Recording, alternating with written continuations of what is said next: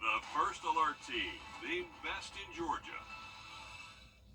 Every time you visit Parker's Kitchen, your support makes a difference, impacting education for kids of all ages. And none of this happens without you. Live from Augusta, you're watching News 12 at 6 o'clock. Next on News 12, raging water washes away a road in Wagner, and not for the first time. The county says a solution is near if they can get all parties to jump on board. New information tonight about a shooting near an Aiken County elementary school just 24 hours ago. Police say a man was stripping his clothes when they found him on the highway near J.D. Lever Elementary School. That suspect was shot and taken to the hospital where he is now. A deputy was injured in the fight and also taken to the hospital. Police say that deputy was cleared to go home yesterday. Good evening, I'm Richard Rogers. Good to have you with us. And I'm Zana Halliburton. This all ended with a deputy shooting a suspect near the school and an injured deputy. This school year, the county started a brand new district-wide school security plan. As your city hood shows you, communication is key in situations like this. In emergencies like the one we saw here, having a plan is key.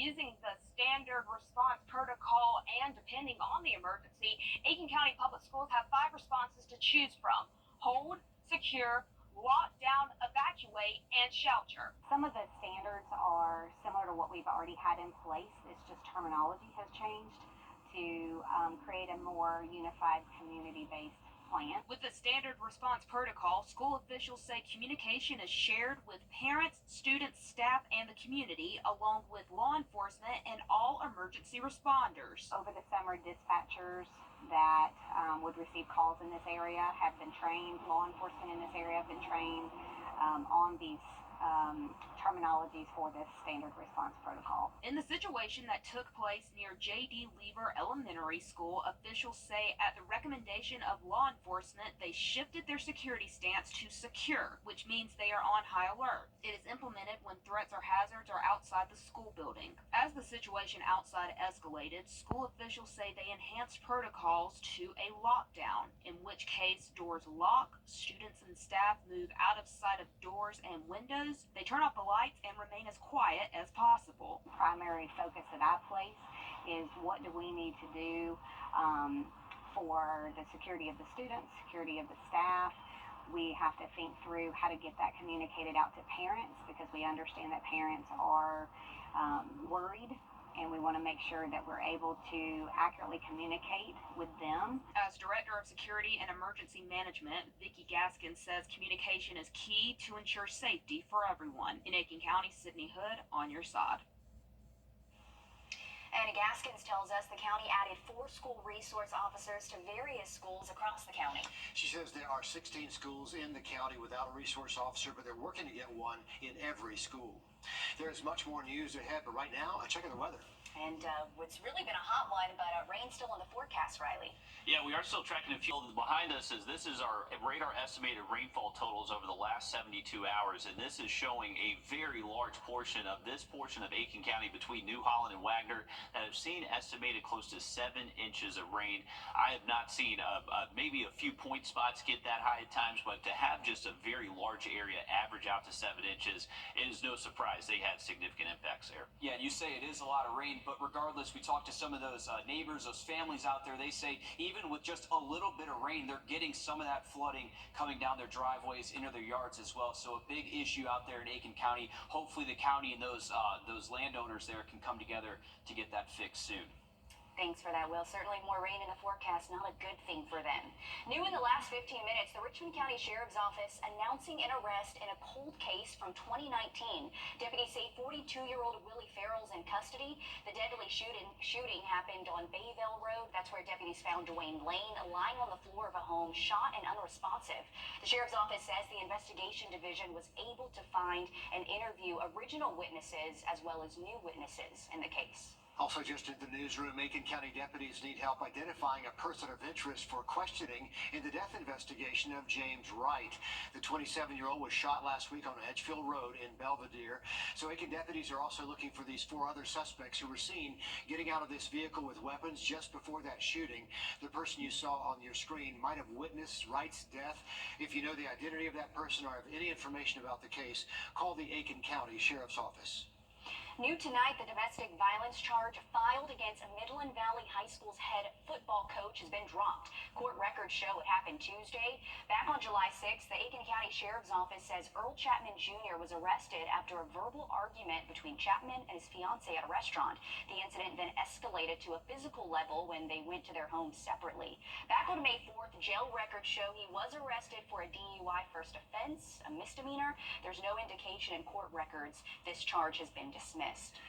Local students are either back in class already or enjoying their last few days of summer. But for some who are transitioning from home to home in foster care or in a temporary living situation, supplies and outfits could be an uncertainty. As your Kennedy Payne explains, the program is in desperate need of school supplies and school clothing to help other children in need. Well, Cindy Simpson works with Murphy Harp's a foster home program, and she says some kids are excited to go back to school, but others are filled with anxiety. Cindy Simpson is with the Murphy Harp's Evolve initiative, and she says there are nearly 600 kids in Richmond County in foster care, often moving from home to home, which means moving to a new school. They think they're in one grade level, when in reality their credits only show a different grade level. New school, meeting new people, they don't have the clothes that everybody else has. She says having their own clothes or school supplies can really make a difference. We have no school supplies. The Evolve initiative helps children from ages 12 to 18, regardless of background. We have a transgender youth that will be going to a new school, and that's very difficult. It's a new school, and I'm different to begin with. They also have a therapist that helps ease their transition. She says there are things students and staff can do to help. Just be understanding. If they have a moment where they need to walk out, the classroom, give them that opportunity. Letitia Williams is a foster parent who works hard to get her kids excited to go back to school. Try to encourage them extracurricular activities, groups, things like that, just to keep them motivated. And encourages others to take advantage of the same opportunity. Because those foster kids need us. There's a lot of foster kids that need that guidance. It's rewarding. The Murphy Harp's Evolve program is always accepting donations. You can visit our website at WRDW.com to learn more about how you can donate. Kennedy Payne there in our newsroom. Kennedy, thanks for that.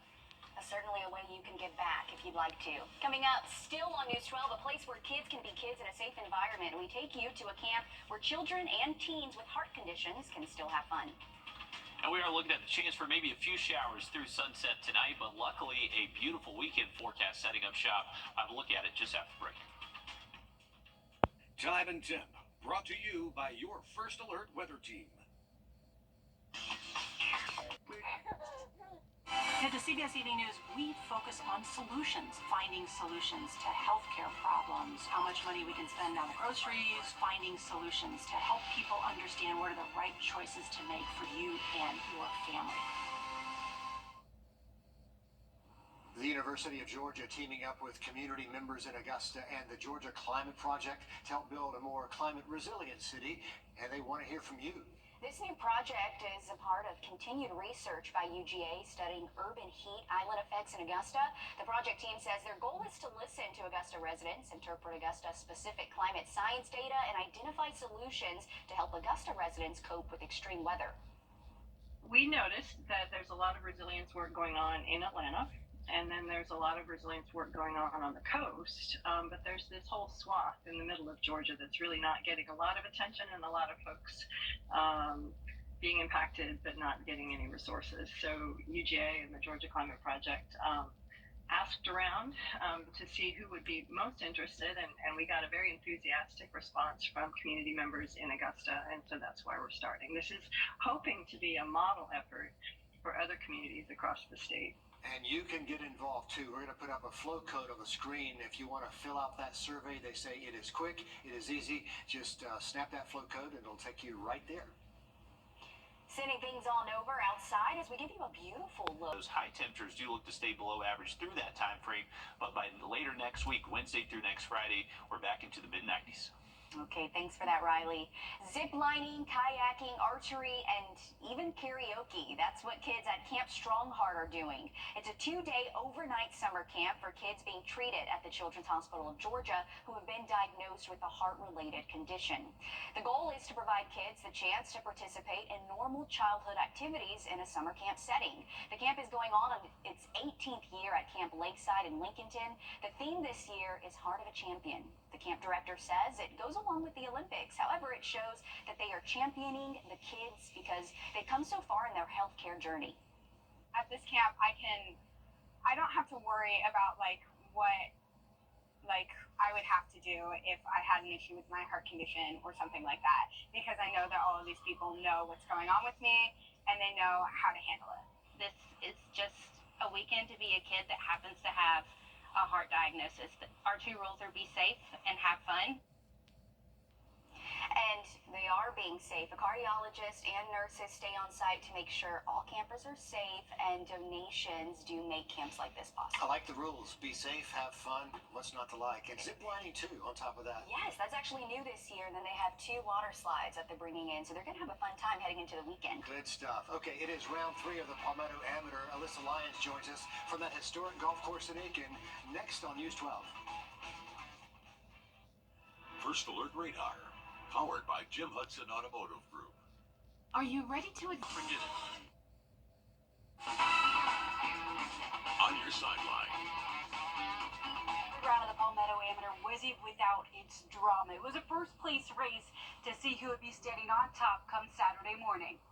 Only the top 40 ties make the cut. It was a 3-way battle on 18 between South Aikens, Miles Eubanks, Chase Nevins, Jack Wheeler. Wheeler birdied 18, so he takes a 1-shot lead heading into the final round. Matthew Doyle ended up birdieing 18, so he sits 1 shot back from Jack Wheeler. It's always cool. I feel like you can have casual conversations throughout the round that you wouldn't have like a normal person you're playing against, just because you're so used to it, qualifying in college and playing against each other every day, even when you're on the same team. But I hope Matt plays really well tomorrow. I just hope I play 1 shot better. This tournament is such a stepping stone for golfers who want to make it on the PGA circuit, like Matt Neesmith, who used to play this tournament, who is now competing in the 3M Open. He spent some time at the top of the leaderboard at the 3M Open in the Twin Cities. We'll take a look at where he stands coming up all new on News 12 at 11 p.m. For now, Alyssa Lyons on your side. Thanks, Alyssa. A new building for Children's Place in Aiken. Their mission is to protect, heal, and strengthen families and children impacted by trauma. Now, with the help of community donors, they're able to step foot in a new facility more than triple the size they are currently in. There's so much respect for families who choose to heal. And I think this facility lends itself to giving that message. A new place for kids to come. Executive Director Peggy Ford says they're currently overrun with staff and kids in their current 4,500 square foot building. The church that we operate from is an 1880s construction, and it has been used, well loved, but well used. And so we were bursting at the seams, and we needed to have better space to do our work. Children's Place offers a variety of services from therapeutic childcare, family counseling, occupational, and speech therapy. Now with this new building, they'll be able to do more. We will be adding an after-school program, so we'll add our after-schoolers. We've had it before, but we had to get rid of it because of space. And we will be adding our babies to the program. They currently serve 55 children daily, but will soon be able to help about 40 more with additional rooms added. Nicole Regan says she's happy to see this project come full circle. We sat around in the building when, really there was no paint on the wall. There was none of the beautiful things that you saw today. And really we had just a moment of silence. And I have chills now thinking about it, just about how far we've come. Ford says with the community support, they made a fun and happy facility for kids. Without that, we wouldn't be here without a community wanting to make this happen. And the goal is to open their new doors to the community in October. If you'd like to learn more, we have information on our website. And as the new school year gets underway, teachers want to stress the importance of reading. Rise Augusta says education is the key to success, but literacy, that's the key to education. Here's a preview of this week's one-on-one with Laurie Cook, the executive director of Rise Augusta. We believe in the potential of all children to be successful, and our biggest focus is on children kindergarten through 5th grade, and we want to ensure that they can read on grade level because, you know, we believe that education is the key to adult success. So you can watch this full interview coming up Sunday morning at 6 a.m. right here on News 12. Then on our website, just click the one-on-one tab there. All right, take a look at our bird watching forecast brought to you by Wild Birds Unlimited. We do have a good day to watch the bird feeder tomorrow. Mostly dry conditions with those morning temps around sunrise, close to 70. And we also have our latest Birding Basics giveaway winner. Congratulations to Eddie Jacobs from Springfield, South Carolina. To get your own Birding Basics giveaway, just go to WRDW.com, click on the contest tab. Have a look at that 7-day again just after a short break. We'll be back, folks. Another quick look at your 7-day forecast. Luckily, we are timing out the best weather of the week just in time for the weekend. Partly cloudy skies the next couple of days, but storms making a return by early next week. Riley, thanks. We're live again at the top of the hour on 26 News. And then join us back on News 12 at 11.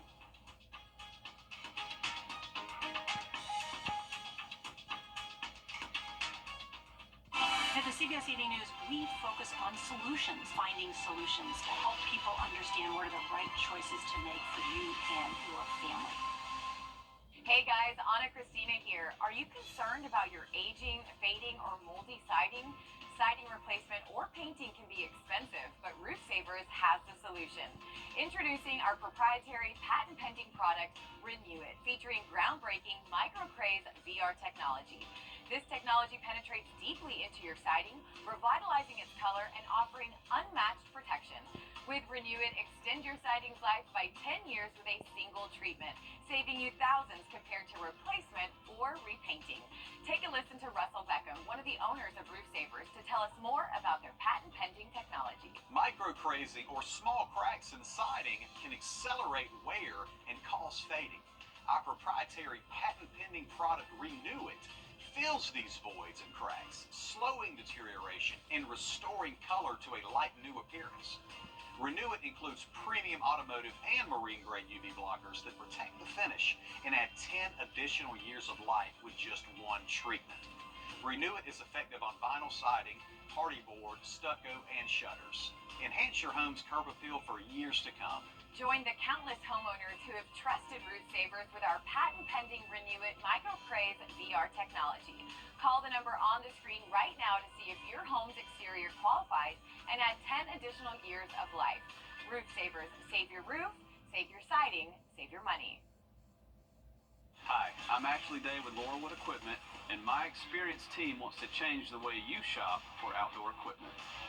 When you come to Laurelwood, you won't be left standing around unacknowledged. Our friendly, knowledgeable staff is here to help you make an informed decision based on your specific equipment needs. From Exmark zero-turn mowers to steel chainsaws, we want you to be satisfied with the performance and the price.